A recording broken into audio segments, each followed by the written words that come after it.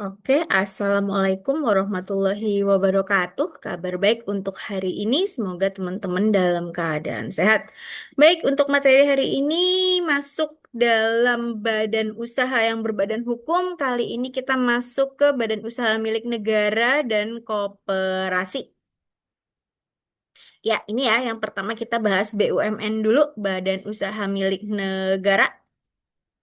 Ya, di sini undang-undangnya lumayan baru. Ini tahun 2025 ya, nomor 1. Di mana definisinya di sini badan usaha milik negara yang selanjutnya disingkat BUMN adalah badan usaha yang memenuhi minimal salah satu dari ketentuan berikut. Jadi salah satunya ini dia masuk sebagai kategori BUMN. Apakah seluruh atau sebagian besar modalnya dimiliki oleh negara Republik Indonesia melalui penyertaan langsung? Atau salah satu yang lain adalah terdapat adanya hak istimewa yang dimiliki negara Republik Indonesia. Ya, ini yang ada di Undang-Undang Nomor 1 Tahun 2025. Sehingga di sini kalau teman-teman lihat perubahan kriteria BUMN, kalau yang lama di undang-undang yang lama di sini hanya berdasarkan besaran kepemilikan saham negara. Kemudian kalau yang baru di sini tidak hanya kepemilikan saham, tetapi juga adanya hak istimewa yang memberikan pengendalian oleh negara. Ya, kemudian di sini ada tujuan pendirian BUMN. Yang pertama jelas ya, memperoleh keuntungan, kemudian memberikan kontribusi bagi perekonomian nasional dan penerimaan negara, menjadi perintis kegiatan usaha yang belum dapat dilakukan oleh sektor swasta maupun koperasi, melakukan pemberdayaan dan kemitraan dengan usaha mikro, kecil, menengah, koperasi, serta masyarakat. Kemudian menjamin ketersediaan barang dan jasa yang bermutu dan berdaya saing ya sebagai persero dan menjamin ketersediaan barang jasa untuk kemanfaatan umum ya. Di sini membangun industri strategis berbasis riset, inovasi serta teknologi. Jenis-jenis BUMN di pasal 1 BUMN secara umum perusahaan perseroan dan juga perusahaan umum ya. Jadi bentuknya ada dua untuk BUMN, ada yang perseroan yang nantinya bisa kita tangkap itu adalah tunduk pada undang-undang perseroan terbatas, undang-undang PT, dan yang satunya adalah perusahaan umum. Ya, di sini jadi ada 4 jenis ya atau yang muncul di undang-undang ini. Yang pertama adalah perusahaan perseroan atau persero, BUMN yang berbentuk perseroan terbatas yang bertujuan utama untuk mencari keuntungan. Kemudian yang kedua adalah perum, perusahaan umum, BUMN yang seluruh modalnya dimiliki negara dan tidak terbagi atas saham, bertujuan menyediakan barang dan jasa bagi kemanfaatan umum. Kemudian ada juga anak perusahaan BUMN, yaitu anak perusahaan BUMN dan turunannya, karena BUMN beberapa merupakan holding company ya. Kemudian persero terbuka, persero yang modal dan jumlah pemegang sahamnya memenuhi kriteria atau melakukan penawaran umum yang kemarin sudah kita bahas dengan adanya IPO ya, public offering di pasar modal atau sudah melantai di bursa efek. Kemudian yang pertama kita lihat yang pertama yang berbentuk persero dulu ya. Pengertiannya BUMN yang berbentuk perseroan terbatas yang tujuan utamanya adalah memperoleh keuntungan. Modalnya terbagi atas saham, ciri-cirinya berorientasi pada profit dan status hukumnya sebagai perseroan terbatas atau PT ya. Jadi yang seperti sudah kita bahas sebelumnya dia tunduk pada undang-undang PT. Ya, ini beberapa contoh BUMN yang bentuknya persero, ya mulai dari Bank BRI, Taspen, Pertamina, PLN, Krakatau Steel, Pupuk Indonesia Holding Company, ada apa ini? Bio Farma juga ya di sini, dan masih banyak lagi. Teman-teman bisa cek aja di bumn.go.id, di situ lengkap perusahaan mana yang merupakan BUMN, mana yang perum, mana yang persero.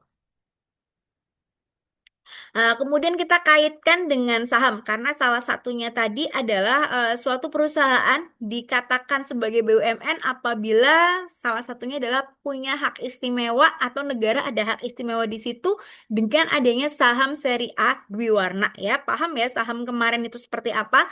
Nah, di sini ada saham Dwiwarna. Nah, seri A Dwiwarna saham sebesar 1% yang hanya dapat dimiliki oleh negara melalui Menteri BUMN. Saham ini memberikan adanya hak istimewa. Hak istimewa itu apa? Itu adalah hak pengendalian negara yang diatur dalam anggaran dasar Persero yang merupakan pengecualian dari prinsip one share one vote. Karena kalau kita lihat dalam RUPS di Undang-Undang PT itu kan semakin banyak saham kita maka semakin bisa berpengaruh untuk mempengaruhi jalannya RUPS karena one share one vote. Tapi di sini meskipun negara hanya punya 1%, dia punya hak istimewa ya untuk bisa mengendalikan atau istilahnya dalam RUPS itu punya atau pegang kendali ya. Nah, sehingga jenis saham yang lain di sini ada tiga jenis saham ya. Yang kedua di sini seri B ini juga punya hak khusus yang dimiliki oleh Danantara ya. Ini Danantara yang teman-teman bisa cek juga ya Danantara itu apa ya. Yang jelas itu ada di undang-undang juga yang mengelola ya aset dari seluruh BUMN yang ada di Indonesia. Sementara ada juga saham seri C yang dia tidak punya keistimewaan apa-apa atau tidak punya hak istimewa dan hak khusus. Dan ini yang bisa dimiliki oleh masyarakat ya, apalagi kalau dia sampai melantai di bursa saham atau di bursa efek. Ya, itu juga bisa dimiliki Anda, saya, siapapun bisa memiliki saham BUMN ketika dia sudah IPO. Itu yang paling gampang dimiliki ya. Kemudian hak istimewa yang ada pada saham seri A Dwiwarna di pasal 4C Undang-Undang Nomor 1 Tahun 2025. Yang pertama adalah hak untuk menyetujui dalam rapat umum pemegang saham, kemudian hak untuk mengusulkan agenda RUPS, kemudian hak untuk meminta dan mengakses data dan dokumen perusahaan, hak untuk menetapkan pedoman strategis di bidang akuntansi, pengembangan operasional, sumber daya manusia, manajemen risiko, hukum, serta ESG. Kemudian hak untuk mengangkat dan memberhentikan direksi dan dewan komisaris atas persetujuan presiden. Ini yang paling penting ya. Kemudian hak lain yang ditetapkan dalam anggaran dasar ya, karena memang untuk direksi komisaris ya itu yang menentukan adalah negara ya. Jadi bukan dari BUMN itu sendiri tapi kaitannya harus dengan persetujuan dari presiden. Ya, kemudian masuk ke organ-organnya. Ya, organnya sama sih kayak yang di PT kemarin. Ada RUPS, direksi, sama Dewan Komisaris. Ya, di sini RUPS yang wewenangnya tertinggi, yang tidak diberikan kepada direksi atau Dewan Komisaris. Dan di sini Menteri menghadiri RUPS sebagai pemegang saham negara. Ya, yang tadi sahamnya seri A Dwiwarna. Ya, kemudian ada direksi, organ yang berwenang dan bertanggung jawab penuh atas pengurusan dari BUMN, dan juga Dewan Komisaris sebagai organ yang bertugas melakukan pengawasan. Oke, kemudian hak dan kewajiban dari Direksi Persero itu apa aja? Ya, pengangkatan dan pemberhentiannya dilakukan oleh RUPS. Jika Menteri bertindak selaku RUPS, maka ditetapkan oleh Menteri. Ya, masa jabatannya ditetapkan oleh RUPS juga. Kemudian komposisinya terdiri dari satu orang atau lebih. Pembagian tugasnya juga ditentukan oleh Rapat Umum Pemegang Saham. Dan tanggung jawabnya dia berwenang dan bertanggung jawab penuh atas pengurusan BUMN sesuai dari maksud dan tujuan BUMN yang dia pimpin.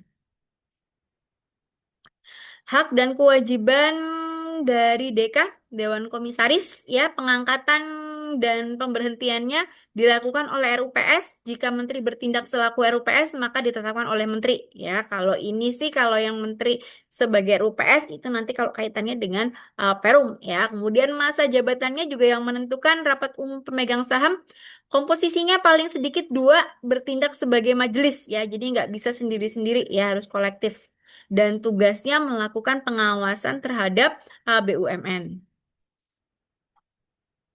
Kemudian yang berikutnya adalah perusahaan yang berbentuk perum ya atau BUMN yang berbentuk perum ya di mana di sini seluruh modelnya dimiliki negara dan memang dia tidak terbagi dengan saham atau tidak merupakan kumpulan saham seperti yang bentuknya ada di BUMN Persero. Tujuan utamanya dia menyediakan dan menjamin ketersediaan barang, jasa bagi kemanfaatan umum dalam rangka pemenuhan hajat hidup orang banyak atau untuk kebutuhan strategis. Yang lain tambahannya yang memperoleh keuntungan. Ini beberapa contoh yang bentuknya Perum ya. Ada Perhutani, ada Damri, ada Perumnas, Bulog, Peruri, Airnav. Nah, ini yang benar-benar 100% dikuasai oleh negara ya. Kenapa dia beda dengan Persero? Karena memang untuk hajat hidup orang banyak. Jadi kayak Damri gitu teman-teman bisa lihat. Jadi Damri itu kan armada kayak bis itu untuk daerah-daerah yang mungkin belum dilalui oleh swasta atau belum banyak swasta yang ada di situ. Bulog juga teman-teman bisa pahami ya, dengan adanya Bulog paling tidak harga beras relatif stabil. Ya, paling nggak untuk menstabilkan dan juga stok beras itu akan selalu tersedia ya karena kalau tidak dipegang Bulog itu khawatirnya harga beras akan fluktuatif sekali mungkin bisa bayangkan kayak teman-teman andaikan harga beras itu kayak harga cabai yang tiba-tiba naik tiba-tiba turun kalau sekarang kan memang kadang ada kenaikan tapi bisa dikatakan relatif stabil untuk harga beras. Oke, di sini organnya ya berbeda dengan yang tadi bentuknya persero ya. Di sini untuk RUPS-nya tidak ada, tapi adanya adalah langsung menteri. Ya, sementara direksi dan dewan pengawas sama, cuman RUPS yang tidak ada karena memang negara sebagai pemilik tunggal ya. Jadi memang tidak terbagi dalam saham, jadi kekuasaannya mutlak ada di tangan negara. Hak dan kewajiban organ Perum ya, Menteri dia memberikan persetujuan atas kebijakan pengembangan usaha yang diusulkan direksi setelah disetujui oleh Dewan Pengawas ya. Di sini bedanya kalau yang di Persero pakainya komisaris, kalau di sini adalah Dewan Pengawas. Direksi Perum ya sama sih tugasnya dengan direksi yang ada di Persero ya, bertanggung jawab atas pengurusan Perum, pengangkatan dan pemberhentiannya ditetapkan oleh Menteri. Sementara Dewan Pengawas melakukan pengawasan dan memberi nasihat kepada direksi, pengangkatan dan pemberhentiannya dilakukan langsung oleh menteri. Ya, jadi semuanya ini memang berpusatnya di menteri sebagai wakil dari negara dan sebagai owner dari si BUMN tersebut. Baik, berikutnya kita masuk ke koperasi. Ya, ini kita masuk ke koperasi. Ya, ini juga badan usaha yang berbadan hukum juga, yang jumlahnya sangat banyak dan ini sebagai salah satu bentuk perekonomian yang digadang-gadang istilahnya bisa untuk meningkatkan taraf hidup masyarakat Indonesia. Ya, termasuk juga koperasi yang baru-baru ini dikeluarkan yang launching itu kan kayak koperasi merah putih ya. Nah, dan ini dasar hukum yang akan kita pelajari dalam koperasi. Oke, pengertian dari koperasi. Ya, koperasi badan usaha yang beranggotakan orang-orang atau badan hukum koperasi dengan berdasarkan prinsip koperasi sekaligus sebagai gerakan ekonomi rakyat yang berdasarkan atas kekeluargaan. Jadi kumpulan orang itu namanya koperasi primer, tapi kalau kumpulan beberapa koperasi itu namanya koperasi sekunder. Hakikat koperasi di sini didirikan oleh orang-orang dengan kemampuan terbatas untuk meningkatkan kesejahteraan ekonomi dan kemudian kerjasamanya bersifat sukarela. Setiap anggota memiliki hak dan kewajiban yang sama. Anggota adalah pemilik sekaligus pengguna jasa koperasi. Jadi dari anggota, oleh, dan untuk anggota. Aspek hukumnya, ya dasar hukumnya Undang-Undang 92 ya tentang perkoperasian, Undang-Undang Nomor 25. Status badan hukum di sini dia memperoleh status badan hukum setelah akta pendiriannya disahkan oleh pemerintah. Tanggung jawab anggota koperasi memiliki tanggung jawab yang terbatas sebesar modal atau simpanannya. Dan proses pembentukan koperasi di sini tahap-tahapnya mulai dari pengumpulan anggota, rapat anggota, penyusuran anggaran dasar dan anggaran rumah tangga ya, pengajuan perizinan kepada negara. Kemudian anggaran dasar atau AD dan ART-nya di sini AD itu kumpulan aturan main yang dibuat oleh pendiri atas dasar kesepakatan bersama yang berlaku sebagai undang-undang bagi anggota. Fungsinya mengatur hubungan hukum internal maupun eksternal dari koperasi.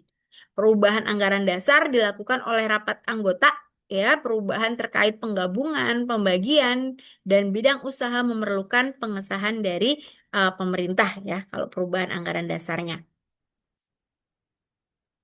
Modal koperasi ya ada modal sendiri, ada modal pinjaman. Yang modal sendiri ada simpanan pokok, simpanan wajib, dana cadangan, dan hibah.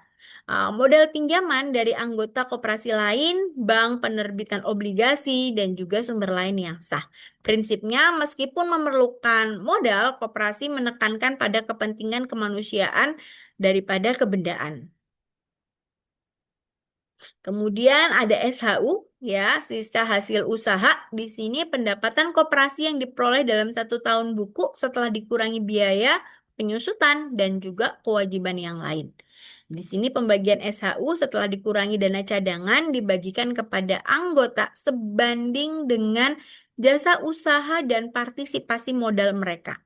SHU juga digunakan untuk pendirian perkoperasian dan keperluan koperasi. Prinsipnya, pembagian SHU tidak semata-mata berdasarkan modal yang dimiliki, melainkan juga berdasarkan jasa usaha anggota. Dan ini membedakan antara koperasi dengan perusahaan swasta. Ya, jadi kalau swasta itu atau PT kemarin kan one man atau di sini based on one vote one share ya. Jadi berdasarkan jumlah saham. Sementara kalau ini vote-nya adalah one man one vote. Jadi tidak tergantung dari simpanan wajib yang dia miliki ya atau mirip kayak sahamnya yang di PT itu, tapi one man one vote ya, bukan one share one vote ya. Jadi bedanya di situ antara koperasi dengan PT. Ya, kemudian pembagian SHU-nya berdasarkan anggaran dasar anggaran rumah tangganya yang nantinya dibagi menjadi cadangan koperasi, jasa anggota, dana pengurus, dana karyawan, dana pendidikan, dana sosial, bahkan dana untuk pembangunan lingkungan yang mirip kayak CSR yang ada dalam perusahaan berbentuk PT. Ya, ini semua tergantung dari rapat anggota. Oke, demikian untuk material hari ini ya. Terima kasih banyak atas perhatiannya. Semoga bisa dipahami. Selamat belajar. Wallahul muwaffiq ila aqwamit thoriq. Wassalamualaikum warahmatullahi wabarakatuh.